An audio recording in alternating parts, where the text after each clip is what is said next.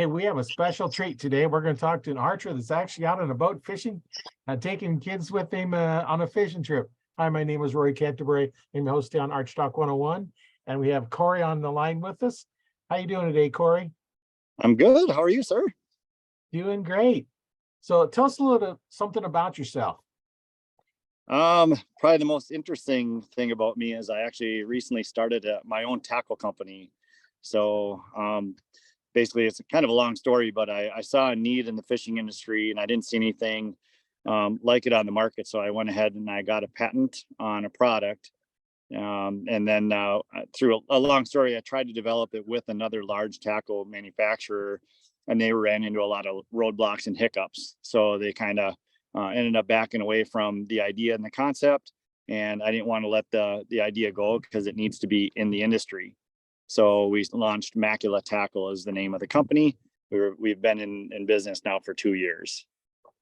Cool. We'll get in a little bit more detail a little bit later, but first I want to hear about your archery experience. What made you start picking up a bow the first time? All right. Well, I started archery shortly after my first kid was born. My brother-in-law was into it, and so he really wanted someone to go with him. So I went out. My godfather had a little bit of land, and he said that we could go ahead and hunt it for archery.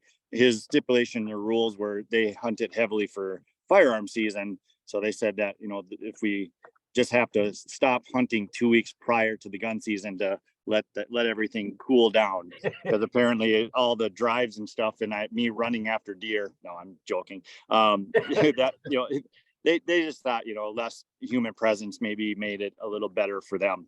And I remember getting a bow, and it was I think it was like an old PSC. It was at the time it was called like Buckmaster, and I guess it was supposed to be like some high-end bow for the time. And I think I paid like $200 for it. And I remember going, man, this is going to be an expensive hobby. Wow, have things changed? And I remember, the old crappy peep sights and everything Yeah. before they were actually had like good like fiber optics, things of that nature. So, and then I remember that bow being incredibly loud as well. And one of the first times we went out hunting, got everything kind of set up. And I remember I was in the tree stand, and like we were fairly close to a gravel road. And on the other side of the gravel road were a bunch of houses. Well, somebody was burning like leaves or something in early September. And I mean, it was just like smoking me out of the woods. And all of a sudden this deer just comes running by me. And I was like, what the heck was that? It was the first time I actually saw a deer like up close, and it just went running behind me towards the gravel road. And it stopped, and I'm like, well, I'm never going to see him again because the wind was all wrong.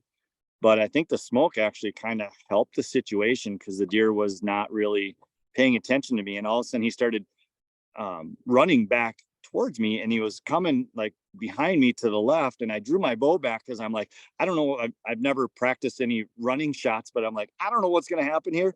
And he came running around this tree, and I'm like, I better lead this thing. So I kind of was trying to lead the deer, and I let the arrow fly, and I knew I hit it, and it just spun out and like landed in front of me. And I'm like, oh my gosh, I got a deer. And then it like started to like get up again. I'm like, wait, this isn't what is supposed to happen.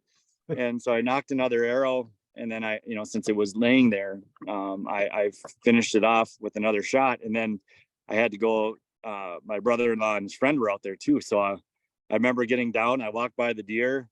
I went over to where those guys were. I'm like, hey, Bob, I just shot a deer. And he goes, did you mark where you shot it? I'm like, well, yeah.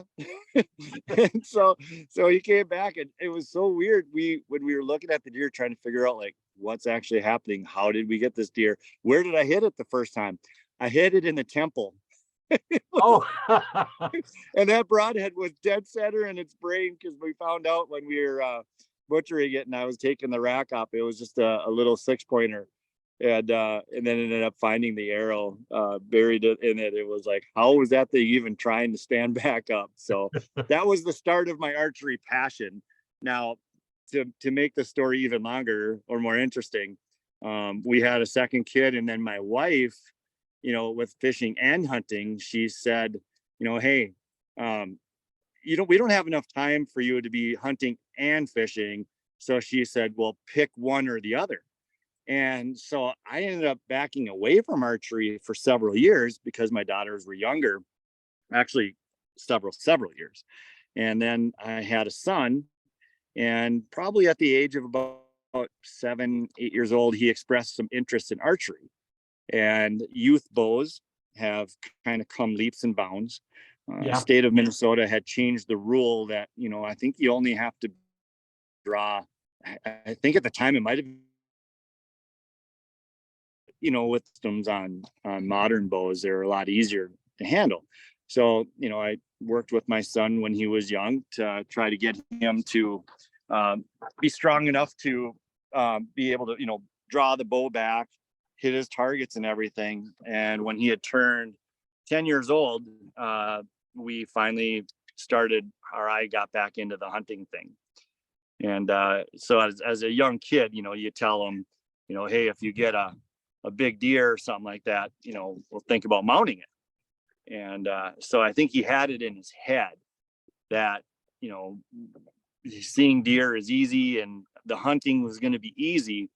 And the very first day I brought him out at 10 years old, I think that actually might, I don't quote me. I think that might have been a rule where there was an age and a poundage requirement. So I think that's why we started at age 10. Either that, or that's where he finally got better, more comfortable with his archery and was able to draw that weight. And the very first day in a side-by-side tree stand, we had a doe directly under us. And actually it was like smelling the tree, the steps and what's crazy is with everything with scent killers and things you spray and put down and try to do everything right. It's incredible that she was putting her nose in every step we made from the field all the way into the stand. It was insane. Yeah. And so he never took the shot, even though she was right there, because he thought day one, this is going to be easy. Well, then the rest of the year, we never got close to another deer. So it kind of became one of them like, oh crap. I want him to experience a hunt. And there was one later day that same year, because we went weeks without seeing a deer close. We saw him in distance, but we never had anything close. And I had him in a ground blind where I could see him. He was, right on the field edge. I was only like 20 yards into the woods. And there was a basket 8-point buck that was coming. And I'm like, oh, it got to the edge. I let it go by me.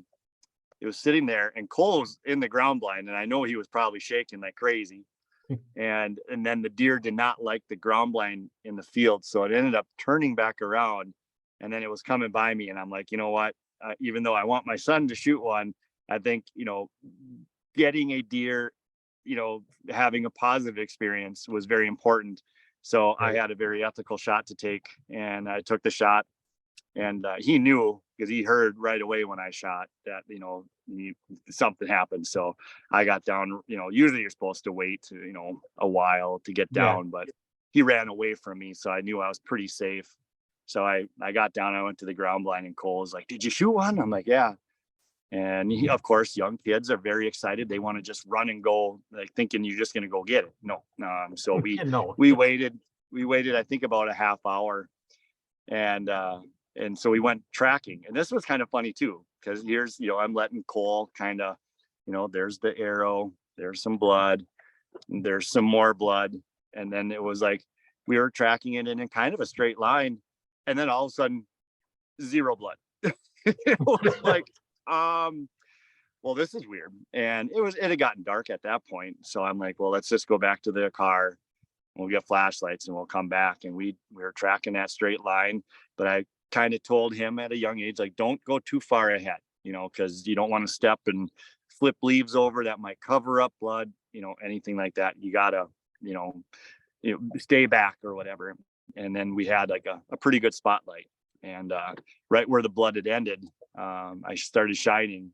And then lo and behold, only like 20 yards ahead of us, that deer was laying dead. So he got to experience the tracking part, which wasn't perfect, but he got to see what had to happen. He got to drag a deer What was cool is, you kind of get nervous, like, are these kids going to be afraid of blood and guts and things like that? And, you just tell them, turn away if it's going to make you queasy or something like that. And he was all like, this is really, everything was brand new to him and super cool. And that's where he kind of developed his passion, and it was fun to share it with him. So the story gets better if you got time. We got time. I could just keep talking. If you got battery, we got time.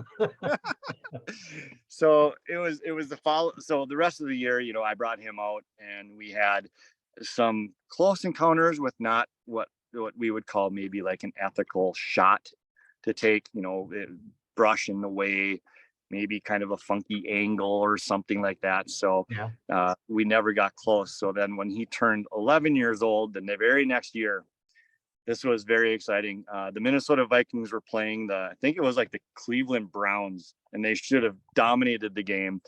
I was watching it, and Cole went in the backyard to practice. It was the opening day or opening weekend of archery season. We had the tree stand out. We were all ready to go. And he was practicing in the backyard on the 3D target. I'm watching the Vikings, and of course they end up losing. So I'm in a bad mood. I have no idea how they lost to a crumb team, but that's the Vikings. They're gifted at that. There's no better team in the NFL at losing a game they should dominate than the Minnesota Vikings. So anyways, he was in the backyard, and I know he was shooting, and all of a sudden he came in the house, and he was in tears and upset at the world. And what happened is he had shot, and his arrow was a little high, and it ticked the back of the target, and it launched, and he lost an arrow. So he was all upset that he lost an arrow, and didn't, and he was like, well, he was in his room kind of crying a little bit, and I went in there, and I'm like, hey, nobody is perfect in this world, and it's the people that put a mistake behind them and actually go, okay, I don't want to make that mistake again. What went wrong? Let's go out and fix it so we don't do anything wrong in the woods. So I went out after the game, and we shot it at the target a little ways, or a little bit, and we got a fish on here, a little live action. Oh yeah. I'm gonna guess it's a 12 or 14-inch bass. Live action video. Oh, it's a rock bass. So anyway, so he had practiced, and he actually started doing really well with his accuracy and the yardage, and I'm like, all right, it's up to you. Do you want to go, or and he's like, yeah, let's go hunting. So we, and I don't know how, I mean, everybody who probably follows these podcasts has their own routine.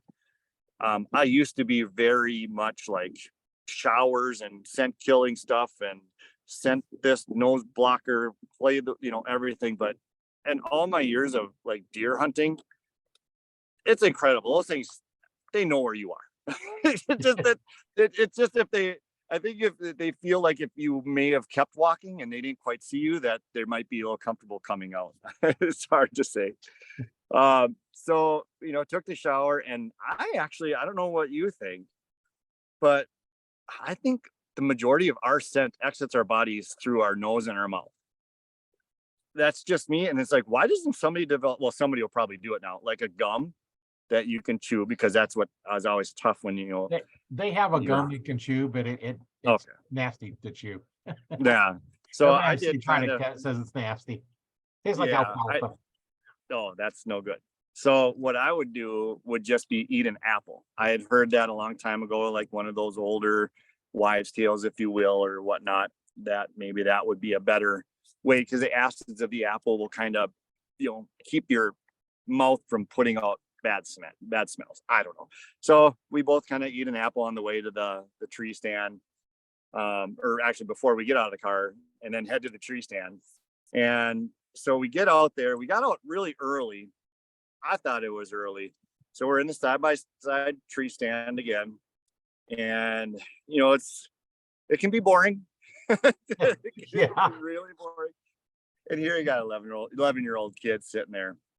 And there was a decent trail in front of us. Now, I'd love to just go marching every bit of sign and everything, but sometimes it's like, if it's decent sign, I kind of like back off and just like, we had a really good entry plan and exit plan without being busted. So we went into the stand, we were up, everything was quiet and still. There was a raccoon we got to walk around a little bit in the woods. And then I did see a couple does enter the field from a different area, like a different property that we don't have permission to hunt. And then it was like they weren't coming our way. And then you get kind of sleepy. And I told Cole he can watch the woods to the left. I'm gonna watch the field more to the right in case anything comes on that trail. And it started to get, I drifted off a couple times, and then all of a sudden I get a little tap on my shoulder. And I turn and look, and Cole leans over and he goes, "There's a deer over there." And I'm like, I'm looking and I'm like, I see nothing. And it was the same area where the raccoon was. Oh, So I'm like, yeah, sure. And then so I was, just kind of whispered to him. I'm like, well, is it a buck or it's a doe? And he goes, "It's a buck." And I'm like, yeah, sure. Like the year before, every doe we saw, oh, that was a big buck, or could have been a buck. I don't know. I didn't see it, but it was, in his world, everything at that point was a buck. And so I'm just like, I'm looking, all of a sudden I saw a little brown. And I'm like, oh, it is a deer. And it's off in the distance. And I'm just like kind of watching, and it's kind of slowly coming up the trail. And I'm like, holy crap, it is a buck. So he had already, it was kind of coming at a normal pace on the trail. And he stood up, and I'm just watching him because I'm the backup guy. And I'm thinking, well, what's this deer gonna do? And Cole had drew his bow back, and he was holding, and the deer stopped. And it was like 40 yards away, and it was facing us kind of. And so I'm like watching it. I'm watching Cole. He's holding his bow back, and I'm like, and he's kind of looking at. He kind of looked back at me one time, kind of panicked, and I'm like, I told him let off, and he let off, and he's just standing there. And I'm kind of watching the body language of the deer, and I'm watching the body language of Cole, and I kind of look up at him, and it's like, I'm like, breathe. I didn't see any motion in his lungs. He was just like holding his breath, and I was like, relax, breathe. So I saw him take a deep breath, and we were just watching this deer. And it was where we were was like, there was where the trail was a little bit of a highland, and it just dipped down a little bit. And the tree we were on, we were obviously would have an angle down, but it looked like the deer was looking straight at us when he was probably looking more at our feet area, if you will. So I'm sitting there watching this deer, and then, the deer kind of looked like, oh, I'm pretty comfortable or whatnot.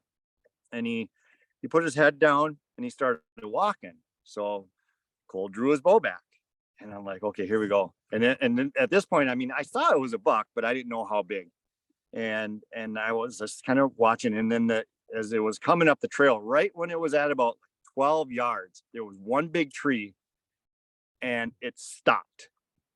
And so I'm looking, and I'm like, I have a shot at this thing right now.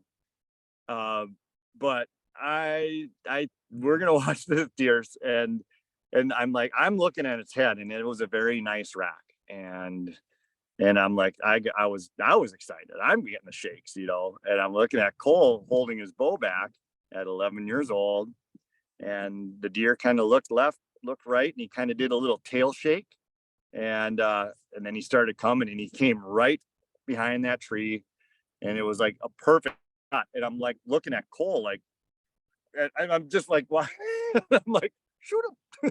And he shot, and I remember it so vividly. I mean, when that impact is, and there's something about hunting that when the arrow hits, you see it. It's everything slow motion and zoom, even with bad eyesight, and that arrow just went right where it should. And the deer turned and ran back the other way. And I'm like, we're high-fiving, and I'm shaking him, and I'm all pumped for him. And I'm like, this is going to be incredible. It was an incredible shot. We want to give this thing a lot of time. He wanted to get down right away. And I'm like, well, let's maybe, so this is on my godfather's land. And I said, let's call my brother-in-law, who lives like 20 minutes away, not far, to see if he could come give us a hand with tracking and all of the things that you need to do. So we get down, and we were walking the opposite direction. So I wasn't worried about like kicking him up or anything like that. And go back to the car. We waiting for my brother-in-law to show up, and got flashlights and headlights and things like that. And so I'd say about 45 minutes to an hour had passed, and we went back after my brother-in-law showed up. It's Cole's godfather as well. So we get to the woods. We're kind of looking around for that first blood. There's a tree stand. This is where the deer was. This is where he shot it. And I wasn't seeing anything. And Jason's like, well, how was the shot? And I'm like, in my opinion, it's like double lung and probably clipped the heart. I mean, it was like right there. It was a 10-yard shot, chip shot. He was right there. This is where he hit it. And we're looking, put Cole up in the tree stand. He had school the next day because this was on Sunday when the Vikings lost. And I'm just like, where is their blood? I mean, there has to be blood. There has to be blood. And so we had spent about probably close to an hour working this one small area. And Cole's like, yeah, that's where it was. That's where it was. And I'm standing there. And this was the interesting thing. Now, people that hunt a lot more and have more success with bucks, I've read articles on it that even though you can see a dominant trail, that could be a doe trail. And that bucks sometimes use another trail of their own where they don't want to walk where does are.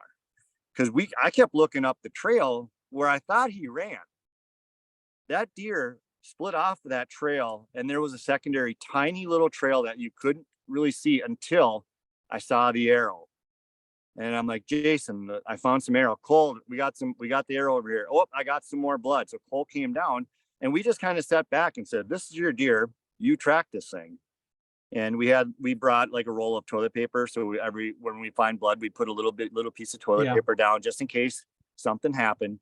And Cole did a fantastic job. And we're just looking. And all of a sudden it was like right straight ahead of us. The thing ran maybe 35 yards, 40 yards max. And there was this deer. And then when you get up close to it, this thing was big. Body. And so I'm looking at my brother-in-law like, oh my gosh, like the mosquitoes were kind of bad at that time. So we wanted to get it out of the woods to the field edge where we had more space. And we started to drag it. And Cole was trying to help us, and we were struggling. And I'm like, we got to do this in here. So we kind of just watched them through everything and did a great job. So we gutted it out, and I thought I was going to die. My brother-in-law thought he was going to die. So we literally get this thing up to the field edge, and he's like, do you think you can drive a car there? At the time, I had a 1997 Saturn SL, not a wagon, sedan. That's what I had. So I'm like, I think it'll make it back here. So I drive the car back, and I think the first time we tried to get it up and into the trunk, because I was like, we're never going to get the trunk shut anyways, but we can probably get its legs to fold in, and we'll get it in the car. And the first time was an epic fail. And I mean, it was horrific. And then I think it was like the third or fourth time we finally got its body in the trunk. And somehow by, an act of God, we were able to bend its legs went towards like where the back seats would be, and his body slipped in there, and somehow we rolled the head around, and we were actually able to get the trunk shut. So this was at like 10 o'clock at night. I don't know how many people I had that were into archery, that like my close friends at archery hunt a lot more, way more successful than I ever have been, that we got this deer and sent photos and everything. And then, of course, you have to hit all your friends' house on your way back home. And when my really good friend Brian, we stopped at his house, and he's like, "Where's your deer?" I'm like, "It's in the trunk." He's like, "What?"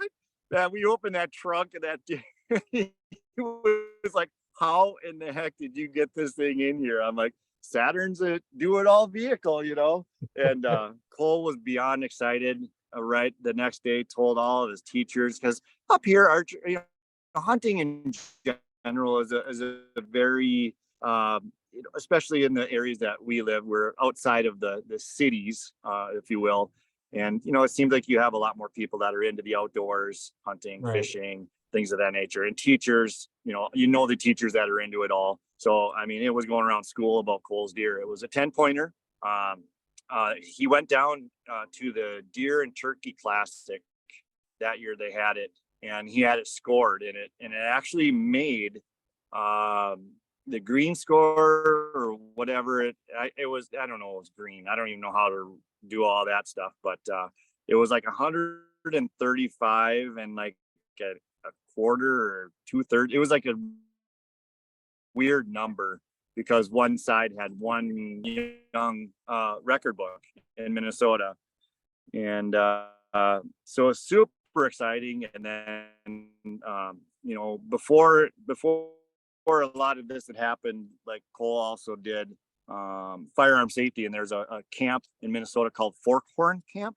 So if you have any like archery viewers in the Minnesota area and their kids are interested in everything, the first year of camp, you can get your firearm safety. The second year, you can do a lot more with archery. And then the third year was kind of more of just a fun year. You can do whatever you want with the camp. So if you are a member of Minnesota Deer Hunters Association, they have like, they will sponsor kids to go to this camp where they'll pick up the bill if you're a member. So it's a great way to become a member of a good organization, support the organization.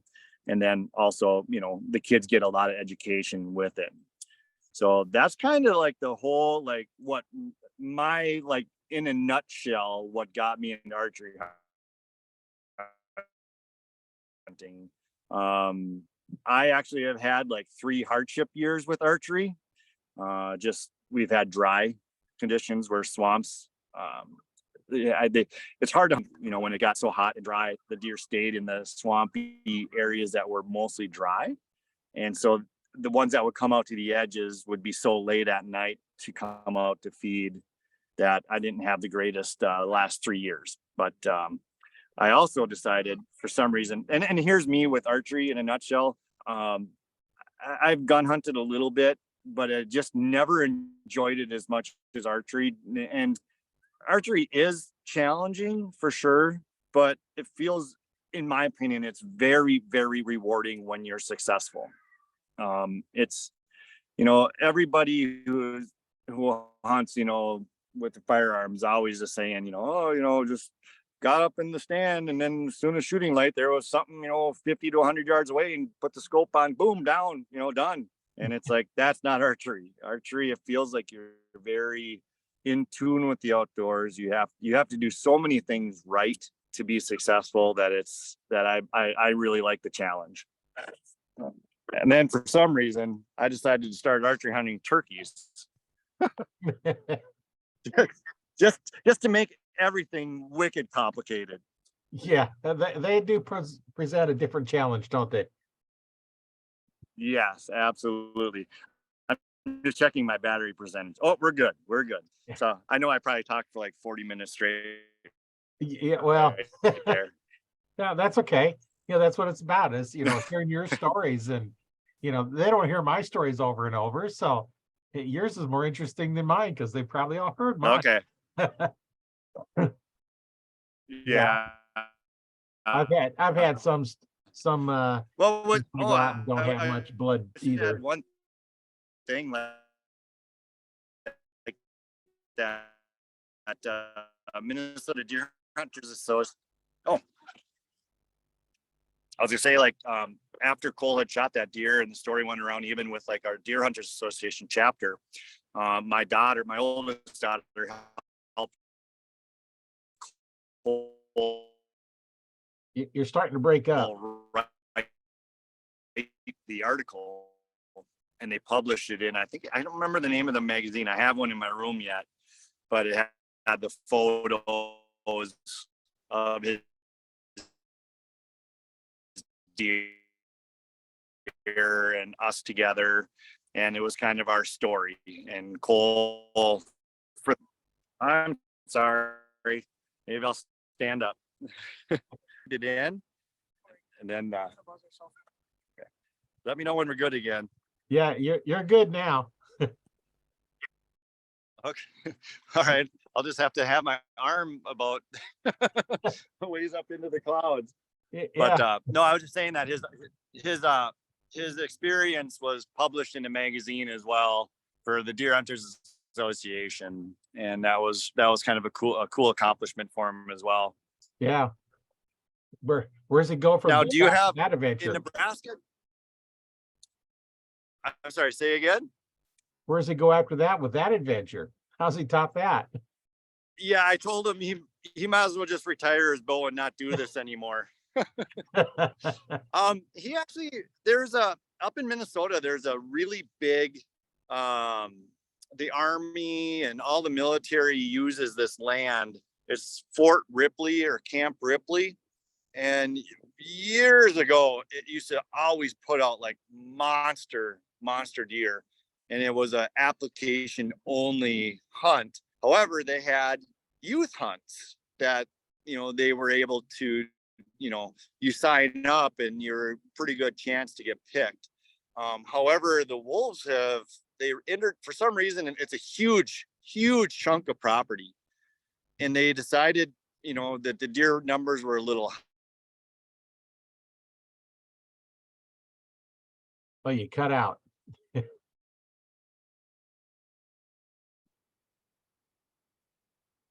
Let's see if he comes. And what if for some reason they decided to introduce wolves into Camp Ripley? And ever since then, the hunting has been a lot more difficult. Yeah. And hunt really late in the game.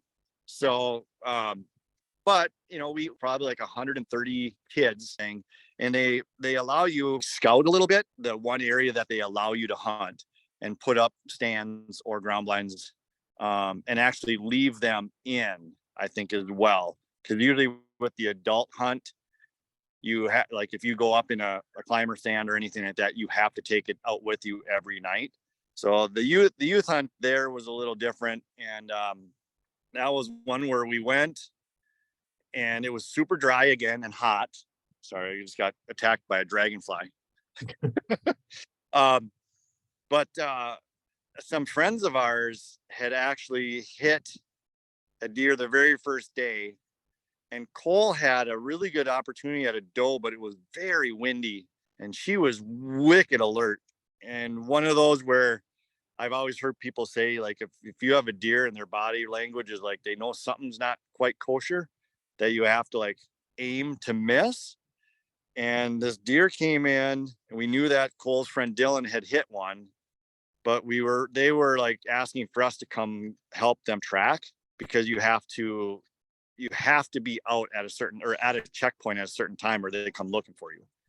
So Cole had an opportunity at a doe very late, and he had shot, and it was one of those where she ducked. I've never seen one go matrix style that way. That was intense.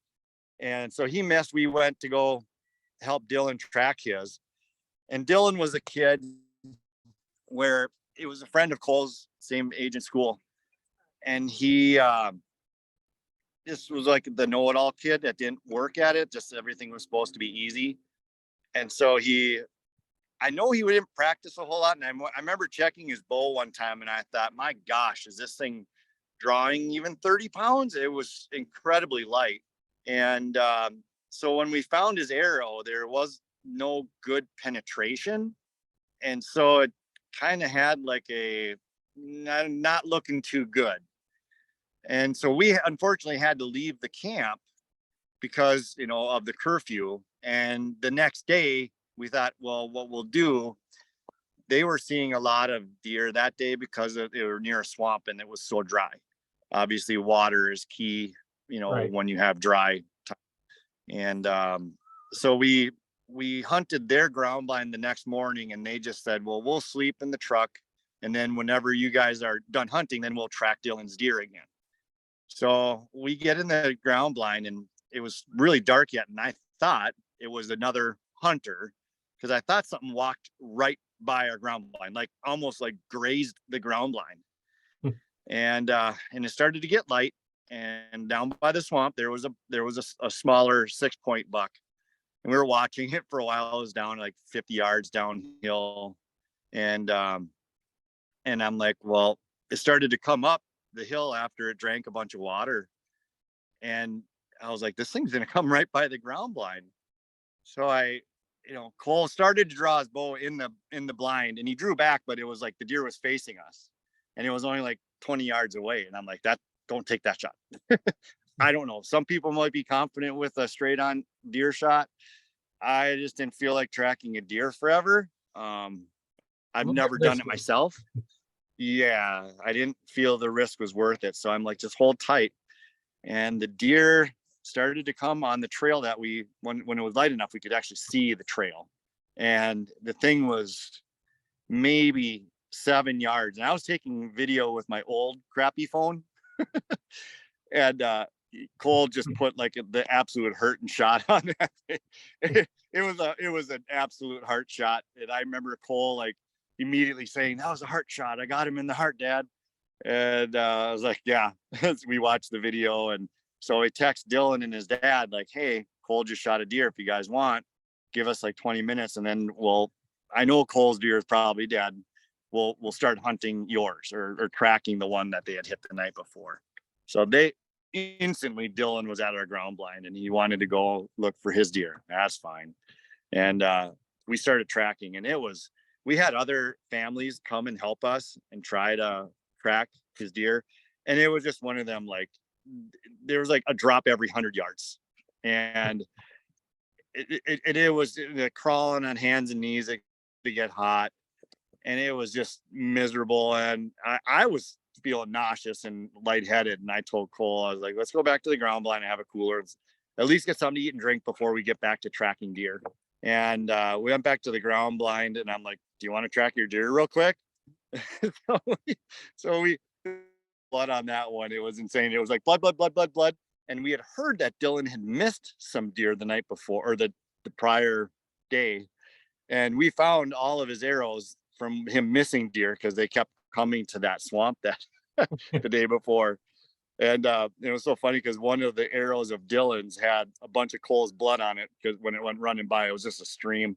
So that thing ran 25 yards and was stone dead. And we drug it actually into the woods to, because it was cooler in the woods. And then we tracked Dylan's deer for the rest of the day, basically, and just it was not good. So that was kind of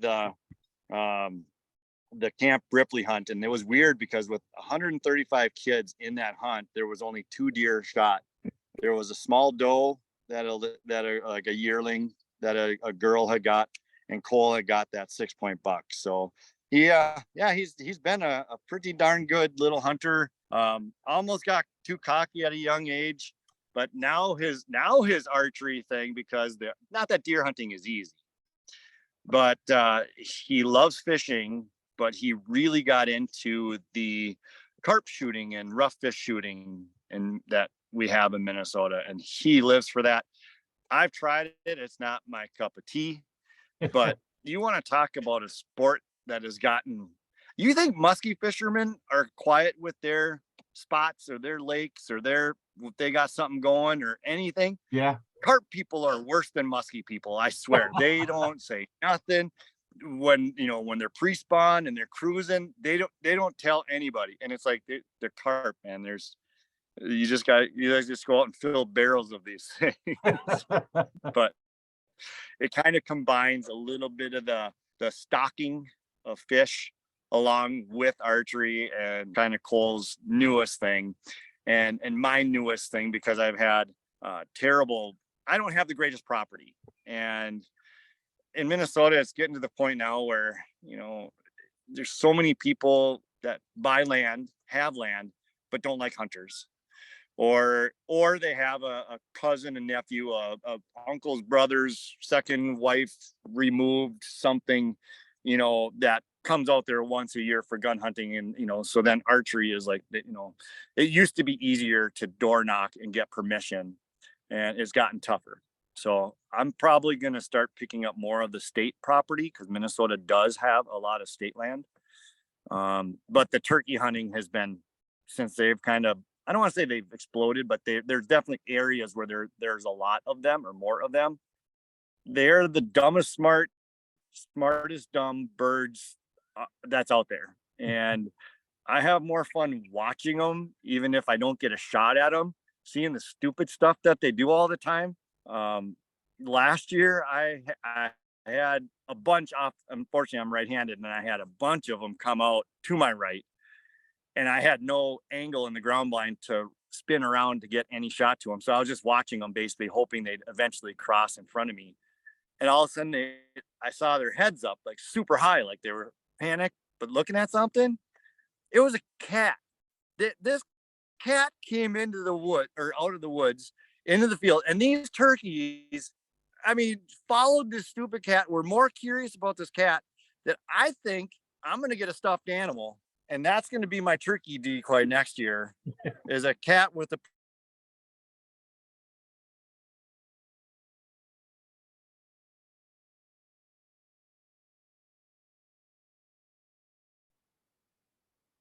We Poofy may, tail and just there you find a way go. to put a little. Whoops. You kind of cut out there for a second. You get a stuffed animals where we left off.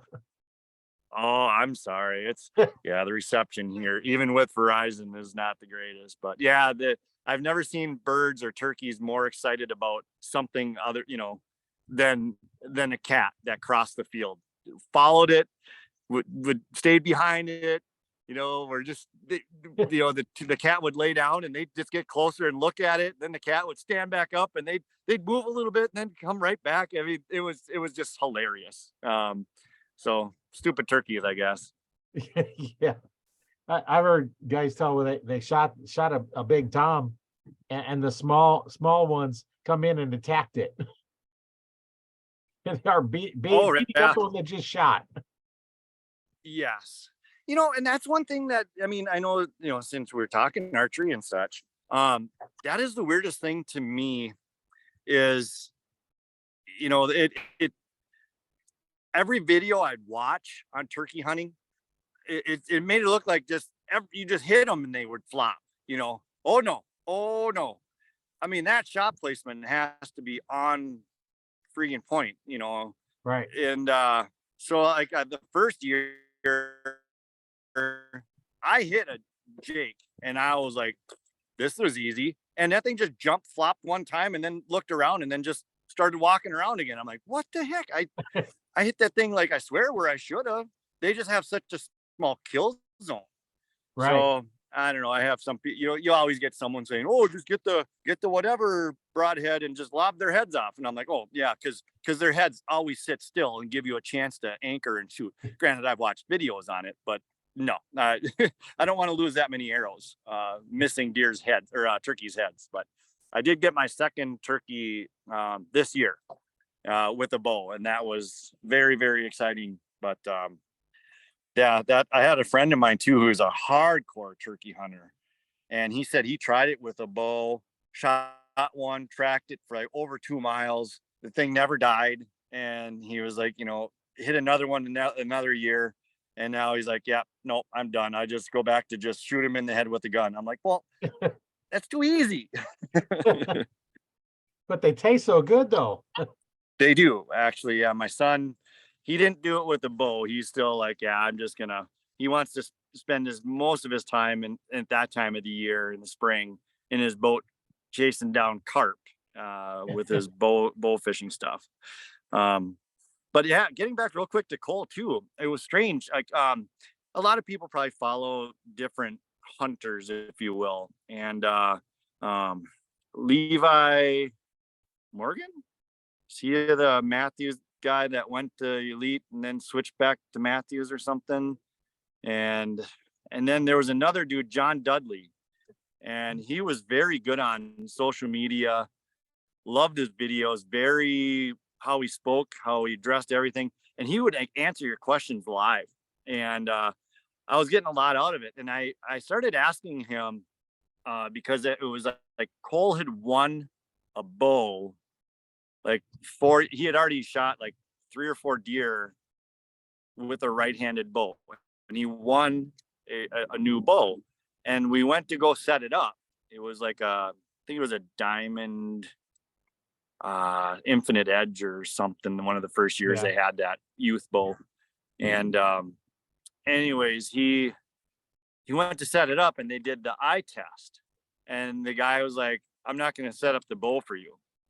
And we're like, what? And he's like, no, he's left eye dominant. And I'm like, what are you talking about? And he's like, it's just going to get worse. So I remember like he was kind of upset about it because he's like, I don't want to shoot left-handed.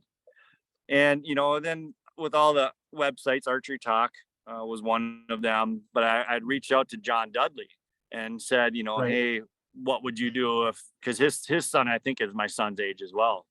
And he said, eye dominance is only going to get worse in the future. So he's like, if he's a younger age, it'd be much easier for him to switch now before he's an adult, and now it's much tougher. Right. Hold on real quick, Ryan. Hit this weed line super slow. Like when you think you're going slow, go slower, and that's how slow you fish it, or slower than that. Okay. Got to do that thing.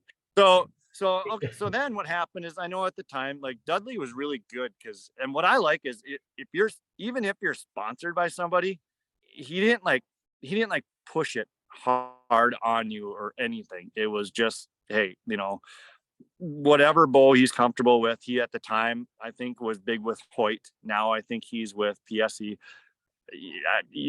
I lose track of these guys, and sometimes when I see people switching and taking big paychecks, I start to, not that I say they lose credibility in my opinion, but it's just like, well, for the last 3 years I've been following you, you're just saying, Hoyt's the best. And then now you're with PSE. It's like, no, PSE is the best. And it's like, but the good thing was, is Dudley was really cool about like, yeah, it don't matter, just whatever bow you're comfortable with. So I was on, I believe, the Archery Talk website, and I was asking a lot of questions about left-handed bows. And at the time, Elite seemed to be kind of coming on strong. I don't even want to say coming on strong. It's just I started to hear a lot about them being a more shootable bow. And so then I'm like, well, the draw cycle, the everything that, is important. And if the kid's going to switch hands, you want a bow that's like the smoothest drawing bow you can get. Right. And a lot of people said Elite was good. And obviously that Archery Talk website had like a left hand only forum or something.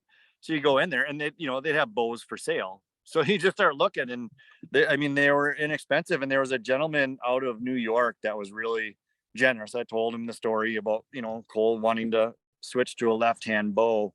And that's what he was selling. He gave me a really good deal on it. I think it was like $300, $500, but it came with sights and peeps and a few arrows, and he mailed it all out. And that was super cool. And so Cole, it didn't take him long at all. So if anybody else has ever noticed, like maybe an eye is getting weaker or something like that, and they're afraid of, switching or going to a left hand. And again, I think now with technology, almost everybody's bow on the market draws well and holds well. But I remember when I bought my first Elite, then after, I had a friend of mine that had it was some turbo version of a bow. So he was like, this is a jumpy thing, but he wanted the fastest bow he could get. And my eyes were starting to take a dump on me at this point. I didn't know it. I just seemed like low light. I was like, God, is my peep twisting or something seems wrong? Because as soon as I can hit, I can aim, everything's perfect. And then as soon as low light happens, it's just like, is there a piece of the string in the way? I mean, it was just something was wrong. And so I went to his house. We were shooting off his deck, and it started to get low light. And I'm like, okay, Lawrence, like now it's like I can't see this. And he's like, well, let me see your bow. So he grabbed and he drew it back. And he was holding. He's like, oh, it looks clear to me. And I'm like, really? I said, nothing's in the way. And he's like, yeah, it's perfect. And he kind of like aimed down, and he was like, and I'm looking at him, and he looked all like kind of panicky. And I'm like, what's going on? He's like, usually when you change your angle greatly, the bow will creep on you. And the bow he had currently had crept incredibly bad. So he's always afraid. And that's how he lets his bow down. He would usually hold extra pressure on it, lean down or aim down, and then slowly try to let off. But that cam would engage and just pull you. And and that elite didn't do it. And he's like, I should have never done that. I was like, why? He's like, that's crazy. He's like, I felt like I had to push it to get it to go. And yeah, I mean, it doesn't have the crazy speed. And I'm sure even now, you know, technology has gotten where everyone's is good. And yeah, if you want the fast bow, you can.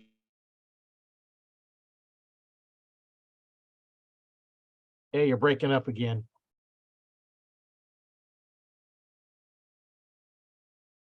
Wicked fast one, or if you want the one with the most inertia, you can get that one.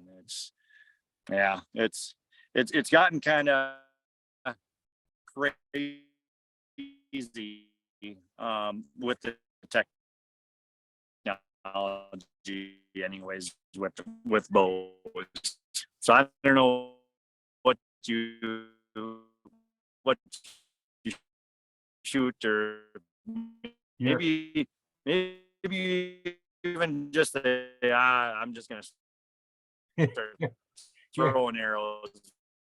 You're breaking up real bad. Or spearing them. Yeah, you're starting to break Why up. don't you catch that bass? Maybe turn off your camera to help.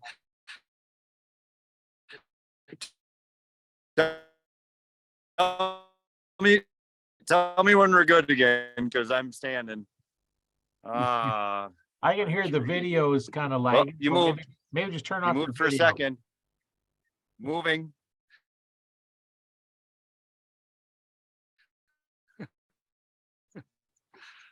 I apologize.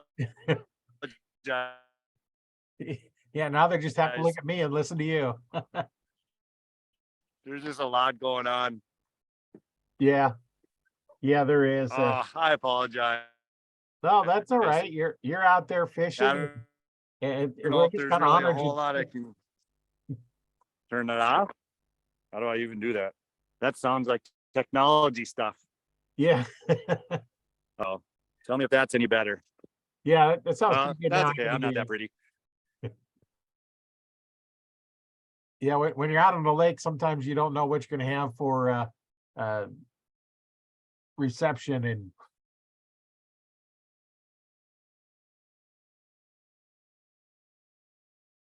yeah, he's got his video off, so it won't be in there. I'm not sure with the sound. You know, when you're on a lake, you never know what you're going to run into, and we just kind of deal with what we have when we have it. And yeah, there's a lot of great stories in that. And I'll try and get a link to what he talked about, the group he's talking about in Michigan, and I'll put a link in the description and let everybody know where that's at. And while we're waiting for him to connect back in, he disconnected, so I think he's in a real bad position out there. So yeah, we'll just want to let you guys know the Archery Talk 101 Facebook group gets to listen to this live and comment on it, and join that group, and we'll do what we can do helping you out with whatever questions or problems you might happen to have. You can upload your video and we'll take a look at it. It's just a group of archers helping other archers out. There's no selling of products in this one, so we don't have to worry about a whole bunch of ads or anything. But yeah, it's been great talking with Corey and out there in a boat. Yeah, I'm surprised I was able to talk this long. So that was really good. And we'll just kind of call this one for the day, and we'll talk to you guys a little bit later. Make sure you stay tuned for the next one. This one here is podcast number 109, and I'm having a whole lot of fun doing this, and I hope you guys are having a lot of fun too. So once again, my name is Roy Canterbury. I've been your host today on Archery Talk 101, and we'll see you in the next one.